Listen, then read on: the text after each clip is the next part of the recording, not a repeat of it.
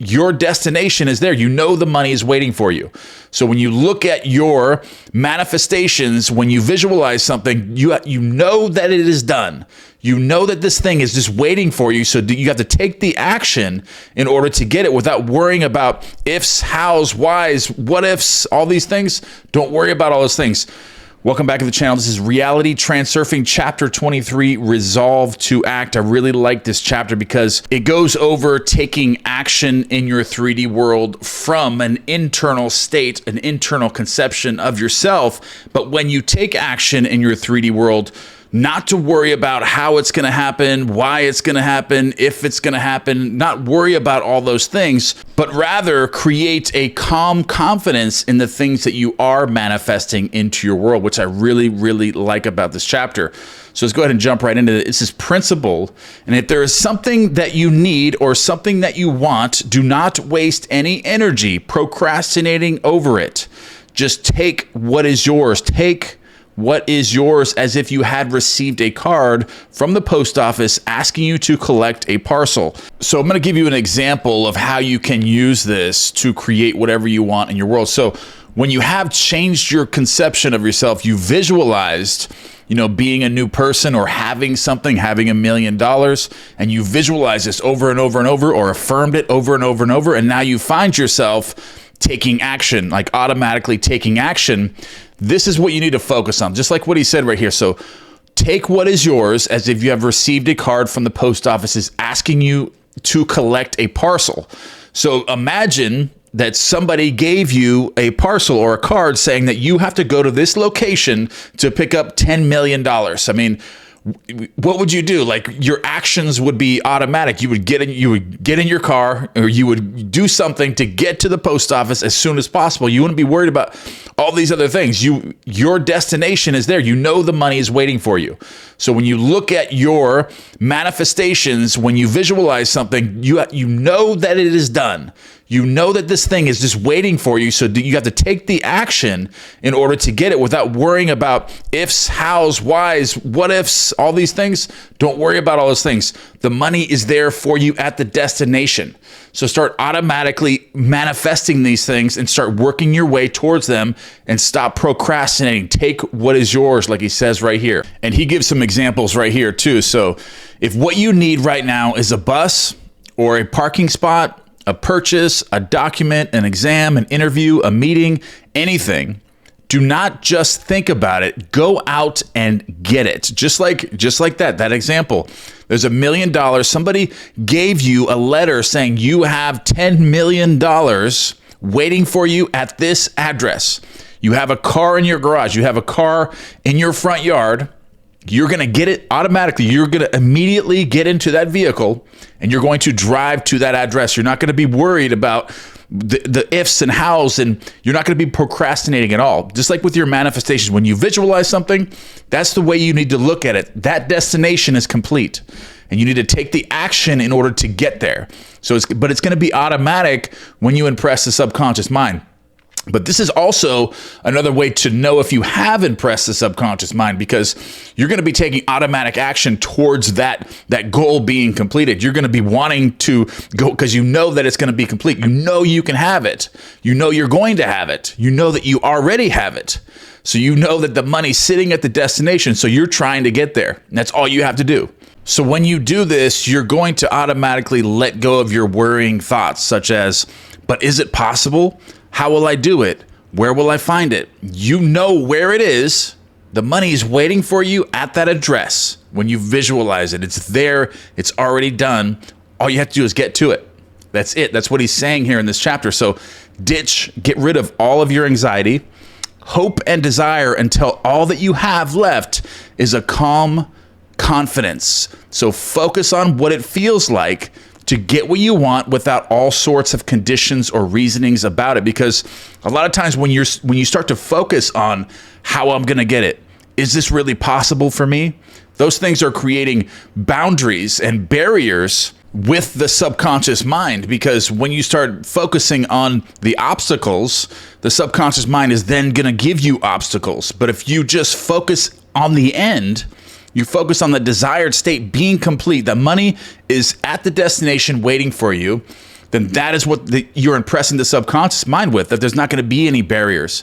And if you have that feeling in mind that all you have to do is get into your car and drive to the address it's waiting for you, that's exactly what's going to happen, because that's all you're focused on.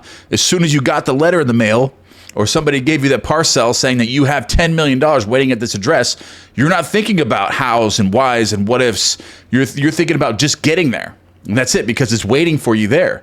So the subconscious mind feels that, and then it creates, your safe passage there, and it'll even help you get there. So he gives his own examples right here. Okay, so for example, I don't think about whether I'll be on time for the bus. If he's trying to catch a bus, whether the bus will come or how long I'll have to wait, I simply walk to the bus stop, knowing that the bus will arrive at any moment. Let this state accompany you everywhere. So everything that you do, let this state, this calm confidence. I think that is the focal point of this, is keeping calm confidence that your manifestation and everything that you do in life is leading you to that end of what you visualized. And that will create it in itself and impress the subconscious mind with a straight line right to that. All right, so let's get into the interpretation here. So usually when you experience any momentary desire, an analyzer switches on in the brain and starts asking, but will it work or not? Will it work? See all these doubts, okay? So a lot of times the analyzer will switch on in your mind because you're so used to doing that, seeing other people do that. Is this going to work out for me? Is this really true? Can this really happen to me? All these things. So that analyzer in your brain is going to click on. But remember, you are not your brain. You are not your brain. You can get outside of yourself and observe the thoughts, observe the thinker, and change all those things.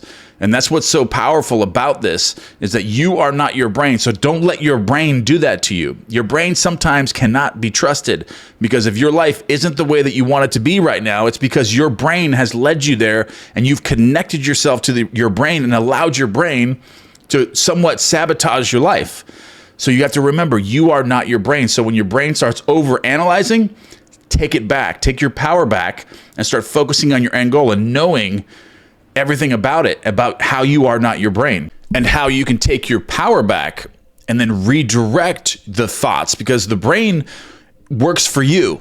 The brain really works for you, but you've connected with your ego has connected with it, and your identity has connected with your brain. So you think your brain is actually you, but it's not. You can separate yourself from the brain and then start controlling the brain. So when the brain starts thinking this way, take your energy back, take your power back, and say, you want to know what? No, we're not thinking that, because you are my servant. The brain is only meant for calculation only. You are not your brain. So take your power back and say, wait a minute, no, we're not thinking that. So brain, calculator, I want you to start thinking this way. I want to train you to start focusing on the end goal and not worry about hows or ifs or is it possible for me? Retrain your brain, catch it, and know that you are not your brain. So don't identify yourself with the brain. You are separate. Your brain is your servant. It works for you. You don't work for it. And just like what he says right here, you have to give up this harmful habit of allowing your brain to calculate on its own and connect your identity to it. Take control of it. It is your servant.